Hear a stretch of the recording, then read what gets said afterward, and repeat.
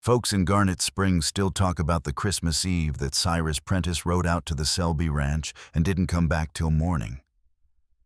Everybody's got a version, but nobody tells it the way it actually happened. Because the truth of it is quieter than gossip allows and far more dangerous to a heart that's been locked up tight for 22 years. The Creed of Numbers. Cyrus Prentice believed in three things by the age of 47: that a debt honored is a life ordered, that a number written in ink cannot lie, and that a man who bends his principles for sentiment will break under the weight of what follows. Can I tell you something about Cyrus that he would never admit he had believed in a fourth thing once? A long time ago, before he learned to sleep alone without reaching for the other side of the bed. He'd burned it out of himself the way a rancher burns a field deliberately, completely, until nothing remains that could catch fire again. 22 years he had managed the Garnet Springs Savings and Trust. 22 years without missing a single collection. Not when the Parson boy died of fever and his widow could barely stand. Not when old Muller lost his herd to Blackleg and wept in the lobby. Not when the blizzard of '79 buried half the county and folks said surely the bank could wait. Cyrus did not wait. Waiting was sentiment. And sentiment was rust on the machinery of obligation. Christmas Eve morning, 1887. He arrived at the bank before first light, same as every morning, though today the streets lay silent under fresh snow, and no clerk would come until after the holiday. He unlocked the door, hung his coat on the same hook, lit the lamp on the same desk, and sat in the same chair he had occupied for more than 2 decades. The hearth in his office sat cold. He never lit it for just himself. Seemed wasteful. A fire wanted witnesses. And Cyrus Prentice had arranged his life so that witnesses were never required. He opened his ledger to the page marked with a clean ribbon. Selby, Nora, widow of Lewis Selby, deceased March of this year, cattle ranch, 7 miles south of town, quarterly payment due December 24th, balance outstanding $142.60. His pen hesitated over her name, just once. Just long enough that if anyone had been watching, they'd have noticed the ink pool slightly at the downstroke of the N. Nobody was watching. He wrote the collection notice in his careful hand, blotted it, folded it into thirds, and slipped it inside his breast pocket. Then he stood, pulled on his heavy coat, and walked to the livery. His clerk, young Aldrich, had offered the previous afternoon to deliver any outstanding notices before the holiday. Cyrus had refused without explanation. The boy shrugged and went home to his family. Cyrus saddled his horse himself and rode out into the snow, because he trusted no one else to do what duty required. And because, though he would have denied this with his last breath, he needed a reason to see her that had nothing to do with what he actually felt. The snow fell steady on Garnet Springs. It covered the bank steps, the church roof, the frozen ruts of Main Street. It covered everything the same way, good and bad alike, the way grace does when it arrives uninvited. The first ledger line. Here is what Nora Selby remembered about the day she walked into the Garnet Springs Savings and Trust for the first time. September. The air still warm. Cottonwood seeds drifting through open windows. Lewis, 3 months in the ground, and the smell of his pipe tobacco finally faded from the curtains. She wore her good dress, the dark blue one she'd pressed that morning, though she told herself it was only because a woman conducting business ought to look respectable. She expected a building, cold stone and colder arithmetic. What she found was a man sitting behind a walnut desk with his cufflinks polished and his collar frayed at the edges. and she thought, there's a man who tends the parts of himself the world can see and has given up on the rest. Cyrus Prentice stood when she entered. That surprised her. Lewis used to say bankers don't stand for nobody who owes them money. Mrs. Selby. He gestured to the chair across from him. Please, sit down. May I get you some water? She sat, accepted the water, watched his hands as he opened Lewis's file, steady hands, long fingers, but something in the way he turned the pages. Not a tremor exactly. More like the hands of a man holding himself very still on purpose. The way you do when you're afraid of what your body might say if you let it move freely. Your husband's terms were structured unfavorably. Mrs. Selby, he said. His voice was careful, the way a man speaks when he's chosen every word before the sun came up. The interest rate is higher than current lending practice warrants. I can adjust it. Why would you do that? He looked at her then, truly looked, and his eyes held something that didn't belong in a banker's office, a flicker of recognition, as though he'd seen her somewhere before, in some life that ran parallel to this one, and just as lonely. Because the terms are unjust, he said, and I don't abide injustice in my ledger. Their fingers brushed when she handed him the signed documents. Both pulled back. Both pretended the air between them hadn't shifted like weather turning on a clear afternoon. She walked home along the creek road, replaying his voice. The numbers were fair. The man behind them was something else entirely. Can I tell you what Nora did when she got home that evening? She hung the blue dress in the back of her closet and told herself she wouldn't wear it again. That lasted exactly 11 days. 7 miles in December. The road from Garnet Springs to the Selby Ranch ran south along Harrow Creek, then cut west through a stand of bare cottonwoods before opening onto flat land where the wind had nothing to break against except a man and his horse. Cyrus rode slow, not because of the snow, though it was fallen thick enough to muffle the world down to the creak of saddle leather and the soft percussion of hooves in powder. He rode slow because his mind was rehearsing one speech and his chest was rehearsing another, and the two had no business being in the same man at the same time. Mrs. Selby, your quarterly payment is due. The bank requires... He stopped, swallowed against the cold. Nora. He stopped that too. Pulled his collar tighter and watched his breath disappear into the gray. A memory surfaced without permission. October. The general store. He'd reached for a tin of Arbuckle's coffee at the same moment she had, and their hands had met on the shelf like two people reaching for the same impossible thing. She'd pulled away first.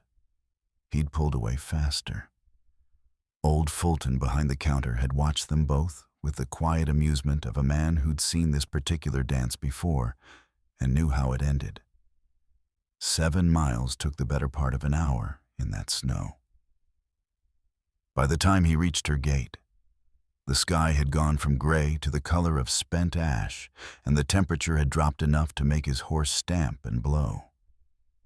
Lamplight in her window, a thin line of smoke from the chimney.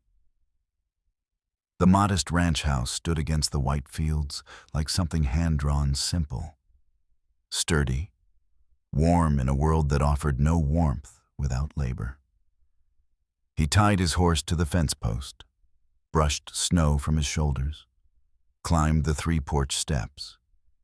Before he could knock, the door opened. Nora stood in the frame, her dark hair pinned back, an apron dusted with flour. She looked at him, at the snow on his hat brim, at the hard set of his jaw, and she did not look surprised.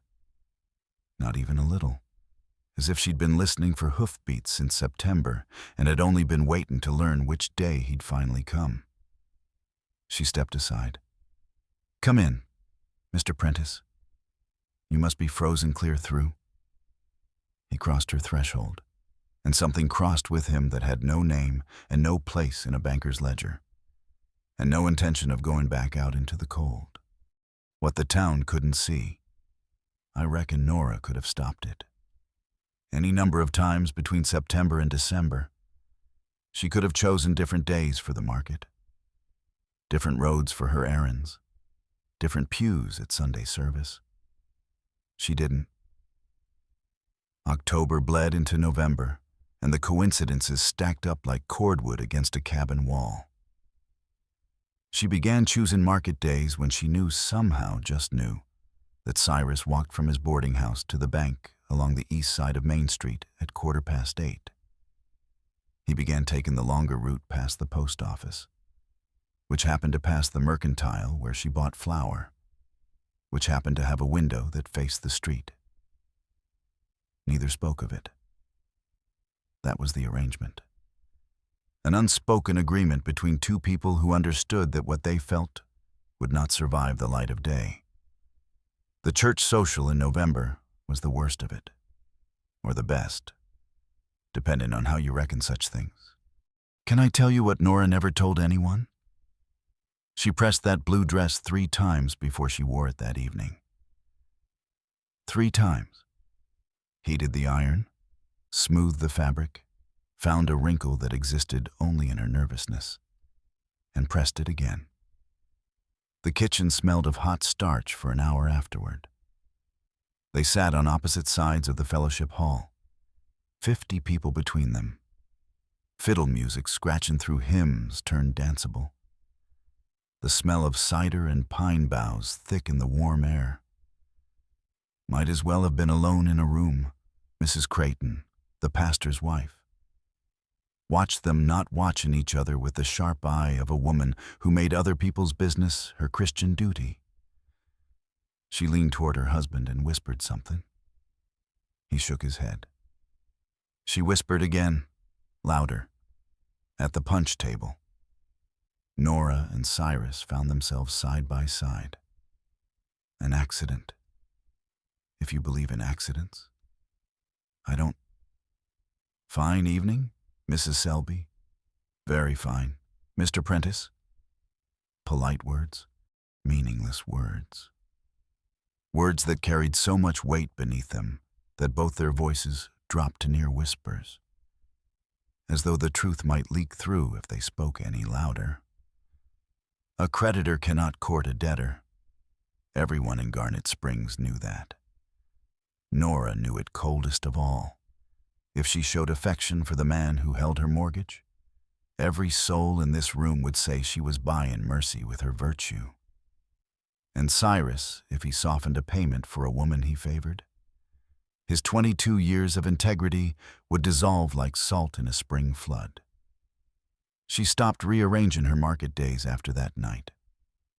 The avoidance, of course, was its own confession. A plate set for two. His boots stood on her kitchen floor, leaving puddles of snowmelt on the worn pine boards.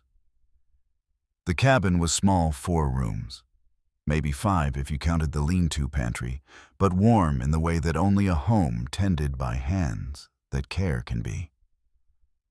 A dried herb bundle hung from a rafter near the stove. The curtains were faded, but clean. A single lamp burned on the table, its light the color of honey. Nora didn't ask if he was hungry. She set a plate. Mrs. Selby, this is a professional. Sit down, Mr. Prentice. She poured coffee, black, strong enough to stand a spoon in. Set it before him, and sat across the table as though they did this every evening, as though this was ordinary, as though the snow wasn't building a wall between this cabin and everything that said they couldn't be in the same room without a ledger between them. This is the part that changes everything. I need you to understand that. Cyrus reached inside his coat for the collection notice. His fingers found the folded paper, held it. Before he could draw it out, Nora placed something on the table between them. A leather satchel, worn at the seams, buckled with a simple brass clasp. The leather was dark with age and soft from handling. "Open it," she said. He looked at her.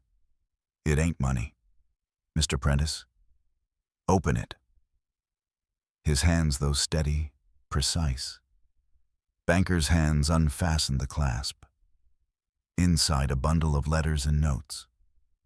Some written on good stationery, some on the backs of feed receipts, some barely legible. He lifted the first one. It was from Bess Aldrich, dated 2 years back. It described how Cyrus had extended her husband's loan by 90 days when their youngest took ill, and how those 90 days had saved their ranch. The second was from old Muller, the same Muller who'd wept in the lobby, describing how Cyrus had quietly reduced his interest rate after the blackleg took his herd. The third was from the widow Harkins, who wrote that Cyrus had forgiven her final payment entirely and told her the books showed it paid. There were more, many more. Nora had found 17 in all. 17 acts of mercy that Cyrus Prentice had buried in his ledger where no one would ever see them. "I found 17 families. Mr. Prentice," she said quietly, 17 times you bent your own rules and never told a soul. The terms warranted adjustment, that's all. That ain't all, and you know it. Cyrus sat down. Not the careful sitting of a man choosing a chair, the heavy sitting of a man whose legs have decided for him. He removed his hat and set it on the table beside the satchel. And if you've ever seen a man take off his armor in front of a woman, he don't trust himself around. You know exactly what that looked like. She let him read. The fire popped low in the stove. Snow ticked against the windows.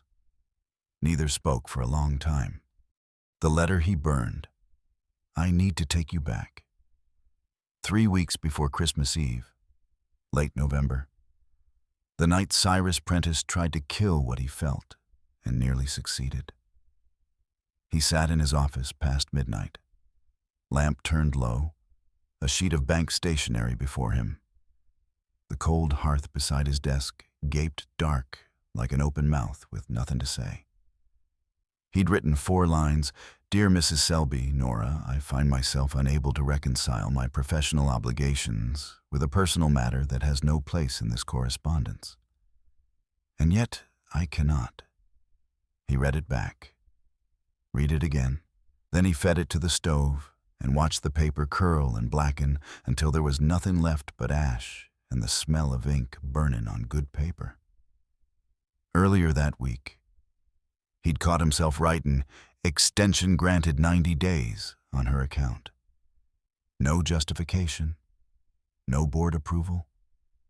Just his hand moving across the page as though it belonged to someone else entirely. He'd scratched it out so hard, the pen tore through the ledger sheet, leaving a wound in the paper he couldn't mend. He'd nearly ridden to her ranch, told himself it was to inspect the collateral standard procedure. Perfectly defensible. Saddled the horse and everything.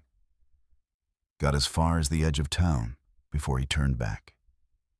Jaw set, knuckles white on the reins, the smell of cottonwood smoke from her chimney already faint on the evening air. You already know where he ends up. At her table, hat off, reading letters that prove he's a better man than he lets himself be. But he didn't know that yet. He thought he was stronger than what he felt. He thought 22 years of discipline could outweigh 3 months of something he didn't have a word for. So he did what rigid men do when they're terrified of their own hearts. He punished himself with duty. He opened his ledger, turned to the Selby account, wrote in careful, steady script collection, December 24th, in person. Christmas Eve. He'd ride out himself, deliver the notice to her face, Prove to whatever treacherous part of himself that had written those 4 lines that Cyrus Prentice was still the man the ledger said he was. The ink was steady on the page. His hand was not.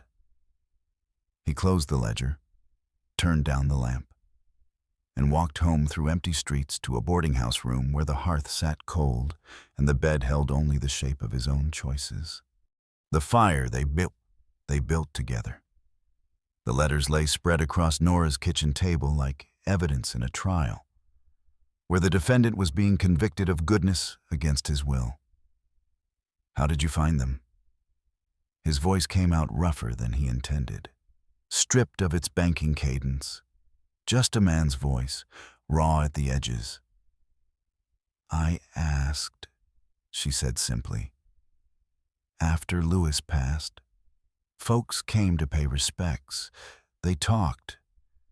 Your name came up more than you'd expect for a banker. Bess Aldrich told me about the extension.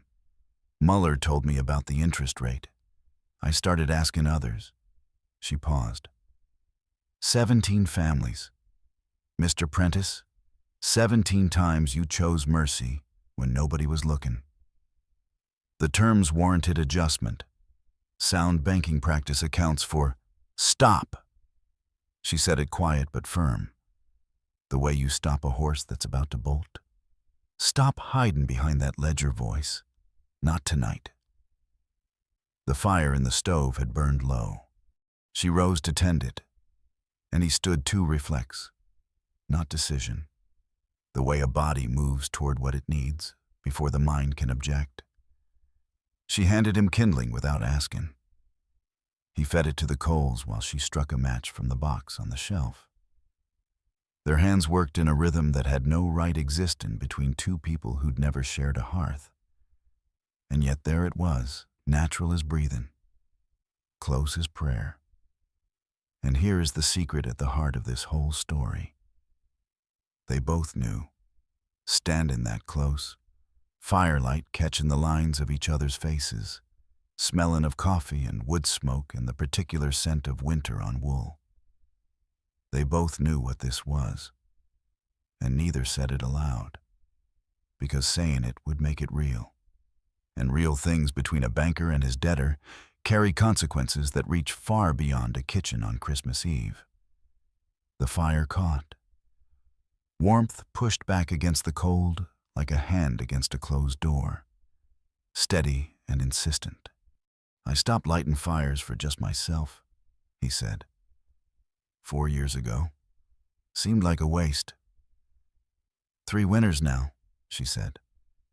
"You stop noticing how cold the house gets after a while. Then someone reminds you." They sat again. The snow had grown serious outside, not the gentle fall of early evening, but the thick, wind-driven kind that buries fence posts and erases roads and turns the world into a single white room with no walls and no exits. They talked. Not about the loan, not about the letters. They talked about the things people say when they've stopped pretending about the particular silence of an empty house at supper time. About the way grief doesn't fade so much as rearrange itself into something you carry different. About the small surrenders a person makes without noticing eating standing up because setting a table for one feels like admitting something. Sleeping on one side of the bed because moving to the center means accepting the other side will always be cold. Midnight came and went. The lamp burned lower. His horse stood patient at the fence post, snow past its knees. Somewhere in Garnet Springs, someone was already noticing that the banker's horse was not in its stall. What Christmas morning, no. Dawn came slow through frost-covered glass, turning the cabin walls the pale gold of a promise not yet spoken. They had not slept. They sat across from each other at the kitchen table, the same chairs, the same coffee cups refilled 3 times in the night. And the collection notice lay in Cyrus's breast pocket like a stone he'd carried for 22 years, without knowing it had a name. Snow's stopped, Nora said. It had. The silence outside was absolute, the deep, ringing silence that follows a plains blizzard, when the whole world holds its breath and waits to see what survived the night. His horse stood visible at her gate, plainly visible. The road from town would be passable by mid-morning, and folks would ride past on their way to Christmas services at the church. They would see the horse. They would see the single set of tracks leading to her door and none leading away. And by the time the hymns were sung and Mrs. Creighton had made her rounds, every tongue in Garnet Springs would be telling a story about the banker and the widow that neither of them had written. Cyrus knew this. Nora knew it too. She watched him across the table with steady eyes that asked for nothing and offered everything. Here's what I need you to understand about the choice he faced. 22 years. 22 years of being the man who never bent, never softened, never let a single column in a single ledger fall out of balance. If he tore up this notice, every person who'd ever paid him on time would ask why she got mercy they didn't. Mrs. Creighton would see to that. His reputation, the only thing he'd built in place of a family, a home, a life with warmth in it, would crack from end to end. And if he didn't tear it up, if he filed the collection and rode back to town and sat in his cold office and pretended this night had been nothing more than professional courtesy extended during inclement weather, then he would be exactly the man his ledger said he was, and nothing more, for whatever years remained to him. Think about that. 22 years of certainty, or one night of truth. Nora did not speak. She did not plead or bargain or reach for his hand.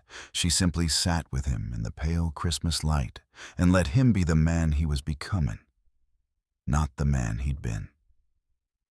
Cyrus reached into his breast pocket, drew out the folded notice, held it between the same fingers that had written her name that morning in the dark.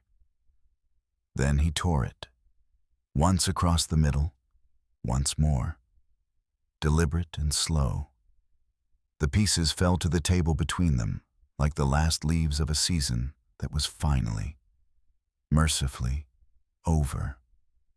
Nora exhaled, a long breath she'd been holding since September. Cyrus looked at the torn paper, then at her, then at the window where first light was touching the fresh snow, making it blaze like something newly made and not yet named. "I reckon," he said quietly, "I've been counting the wrong things." What he couldn't deposit. The cabin held them in its quiet.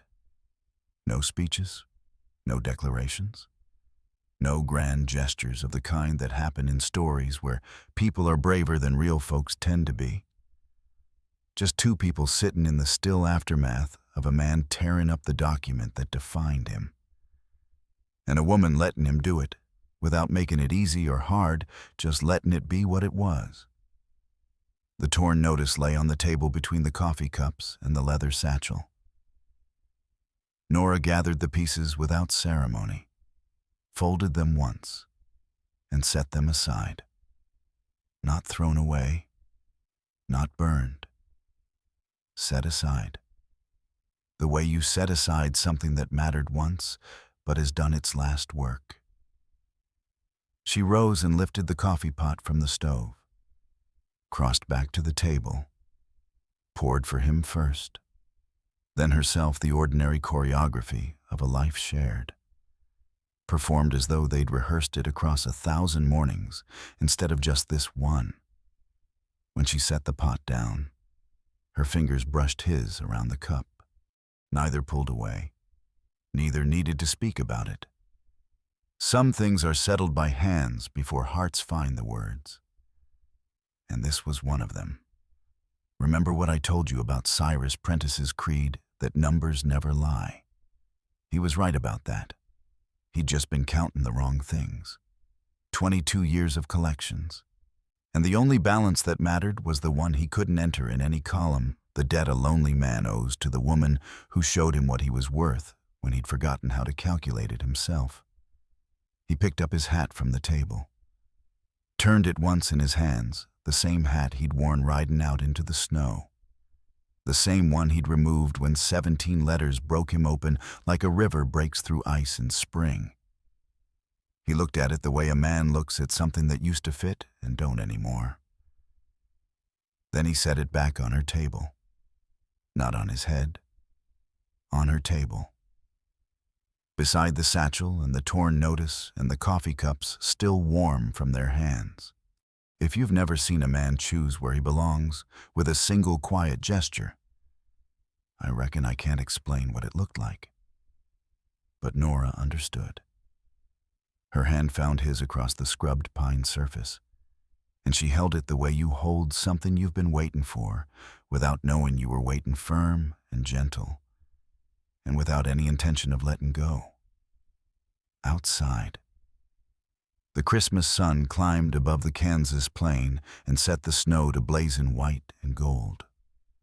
The whole world looked new-made, scoured clean by the storm, shining like it had just remembered what light was for. Down the road toward Garnet Springs, the first wagons were already moving, and by noon every soul in the county would know that the banker's horse had stood at the widow Selby's gate from dusk till dawn. Let them talk. Some debts are paid in currency, some in labor, some in land, some in years of honest sweat, and some the ones that matter most. The ones no ledger can hold, and no interest can compound, and no collection notice can demand, are paid in the simple courage of staying through the night when every rule you've ever lived by tells you to ride home alone. The fire he'd helped her build still burned low and steady in the stove. His hat sat on her table. Her hand rested in his. The silence between them held more than 22 years of words ever could. That was enough. On Christmas morning, in a small cabin on the Kansas plain, that was more than enough. What if he hadn't ridden out that day? What if he'd sent the notice by post, the way any careful man would have? How many lives stay frozen, not because the snow won't melt, but because somebody chose not to make the ride? Think about that next time you talk yourself out of crossing a threshold. Some doors only open once.